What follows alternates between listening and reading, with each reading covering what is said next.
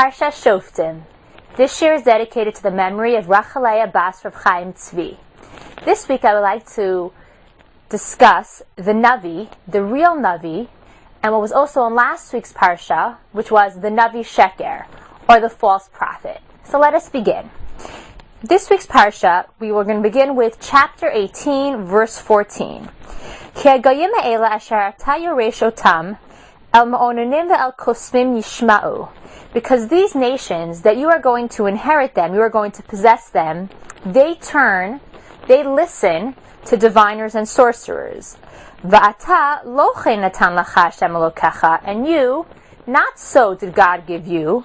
Navi mikir b'cha me'achecha, kamoni yakim lacha Hashem Elokecha. A prophet from your midst, from your brothers, like me, God will establish for you. Elav tishma'un, to him you should listen. Okay, so first of all, we are told two things. The non-Jews turn to diviners, they turn to sorcerers. The Jewish people are not supposed to listen to sorcerers, magicians, and the like, because we have prophets. God is promising us that we will have a prophet just like Moshe is a prophet from among us. We will have other prophets from among us. And now we are told why we have prophets. Kechol asher sha'alta me'im Hashem Elokecha b'chorev, b'yom ha'kahal le'mor. Like you requested from God, Hashem your God, at Chorev, at Sinai, on the day of the gathering, saying, Lo osef l'shmoa et kol Hashem Elokai. I do not want, or I cannot continue to hear the voice of Hashem my God. Ve'et ha'esh ha'gdola azot. And this great fire, lo ere'od, I cannot see anymore. V'lo amot, and I will not die. V'yomer Hashem elai, and Hashem said to me, Hetivu asher diberu. They spoke correctly. What is Moshe referring to? At Sinai, originally God spoke to the Jewish people. The Jewish people heard God say, Anochi Hashem Elokecha, I am Hashem your God who took you out of Egypt. The Jewish people heard God say, do not serve any other idols. And according to one view, the Jewish people actually heard the entire 10 statements that Aseret HaDibrot. According to the other view, the Jewish people only heard the first 2. But whichever one it was, whether the Jewish people heard only the first 2 of the 10 commandments or all 10, the Jewish people heard God speak. And they were scared. They were afraid that if they continued to hear God speak, they would die. They cannot physically, spiritually handle direct communication with God. And therefore, they asked God that instead of God speaking directly to them, God would speak to Moshe, and Moshe would transmit God's message to them.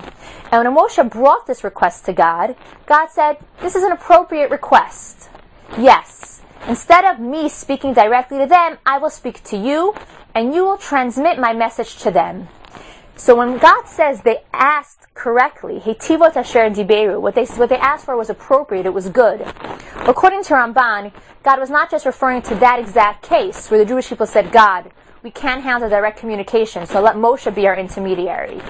God was actually referring to in all future generations, that the Jewish people knew that they would not be able to handle direct communication from God, and therefore also in the future there would be prophets, people from the Jewish nation who God would speak to, and would then transmit God's message to the Jewish people.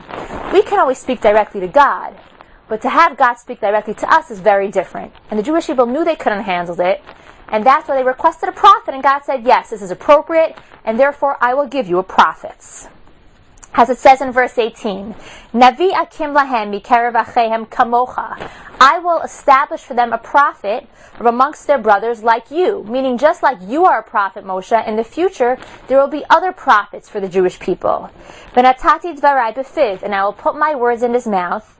V'diber aleihem, and he will speak to them, et kol asher tzavenu, everything that I command him.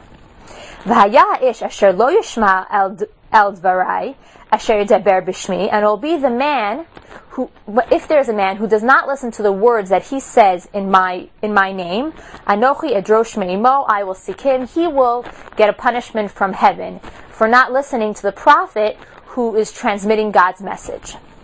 However, the prophet that will willfully speak something in my name that I did not command him to speak. Or he will speak in the names of other gods, meaning the names of idols. That prophet will die.